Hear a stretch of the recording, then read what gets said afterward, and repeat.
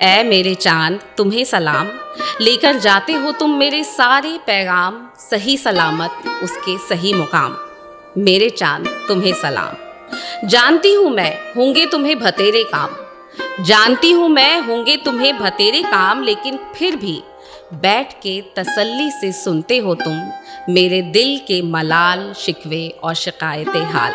मेरे चांद तुम्हें सलाम।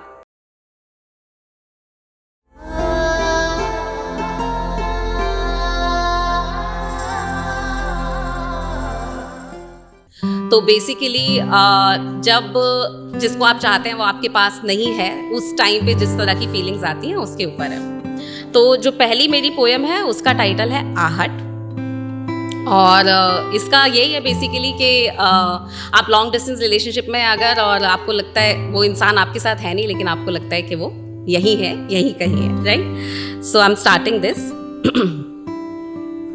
तुम्हारे आने की आहट अब करीब आने लगी है, तुम्हारे आने की आहट अब करीब आने लगी है।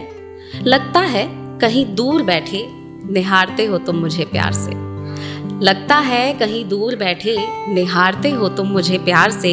मेरे बेसब्र इंतजार पे मंद मंद मुस्कुराते, लगता है तुम्हारे आने की आहट अब करीब आने लगी है। तुम्हारे पास आते कदमों की आवाज जब मेरे कानों से टकराती है, तुम्हारे पास आते कदमों की आवाज जब मेरे कानों से टकराती है, सच कहती हूँ एक पल को सांस वहीं ठहर जाती है। जी चाहता है उस लम्हे को वहीं रोक लूं, जी चाहता है उस लम्हे को वहीं रोक लूं और उसकी महक को अपनी आंखों में कैद कर लूं। जब तुम्हारे आने की आहट भर से मेरा दिल उछल उछल जाता है, जब तुम्हारे आने की आहट भर से मेरा दिल उछल उछल जाता है। कभी सोचा है तुमने जब सामने तुम आओगे तो मेरा बेचारा दिल बेजुबान तो बस मारा ही जाएगा ना। लेकिन ये जान लेना इसका इल्जाम तुम्हारे हिस्से आएगा, लेकिन ये जान लेना कि इसका इल्जाम तुम्हारे हिस्से आएगा।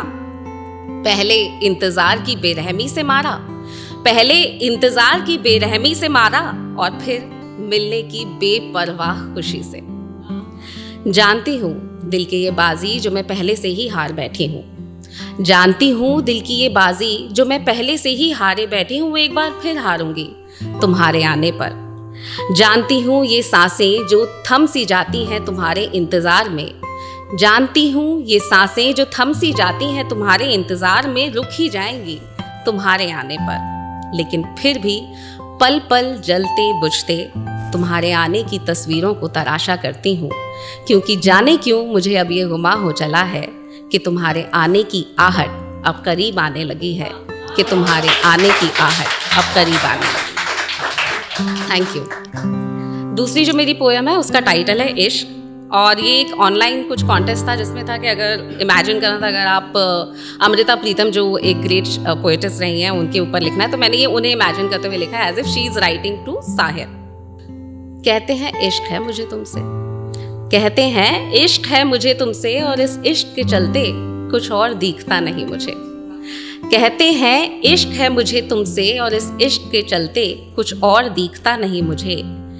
कैसे समझाऊं मैं इस दुनिया की छोटी सी सोच को, कैसे समझाऊं मैं इस दुनिया की छोटी सी सोच को, कि कैद ना करो मेरी साधना की जोत को।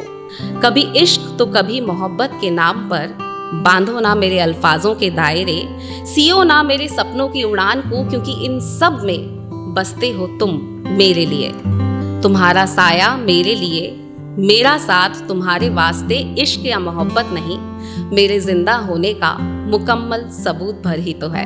और ये दुनिया कहती है कि इश्क है मुझे तुमसे। ओके, मेरा आखिरी जो पोएम है वो चांद के ऊपर है, क्योंकि हमेशा लॉन्ग डिस्टेंस रिलेशनशिप में चांद का रोल बहुत इंपॉर्टेंट हो जाता है, राइट। सो चांद के ऊपर है।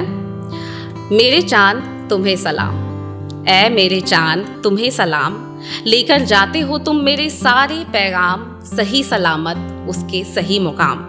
मेरे चांद तुम्हें सलाम। जानती हूँ मैं होंगे तुम्हें भतेरे काम, जानती हूँ मैं होंगे तुम्हें भतेरे काम, लेकिन फिर भी बैठ के तसल्ली से सुनते हो तुम मेरे दिल के मलाल शिकवे और शिकायतें हाल।